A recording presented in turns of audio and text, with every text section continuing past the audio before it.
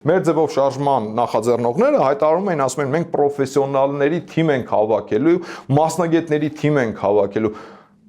Եղբայր, ձեր պրոֆեսիոնալներին տեսանք։ Այն օրը Ազատության հրապարակում պաստառի վրա ինչ եք գրել։ Ազատություն, լուրջ,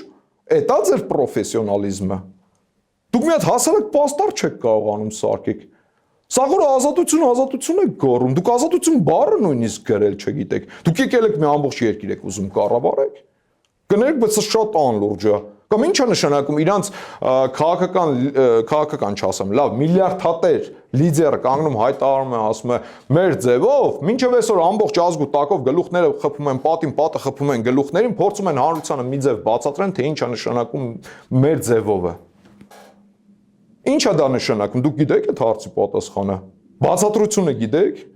Ես անկեղծ չգիտեմ, փորձում եմ հասկանամ, բայց ոնց հասկացա, հույսս արդեն կտրել եմ, ոնց հասկացա, իրանք էլ չեն կարողանալու բացատրել։ Մեկը ասում է հայավարի, այն մյուսը ասում է ազատության սլոգան, այն մյուսն ասում է ամեն մարդ իր ձևով։ Այդ ո՞րն է։ Այս մարդիկ քաղաքականապես տգետ են։ Ու ելի եմ ասում, այն ծանր պատասխանատվությունը, որ թողել են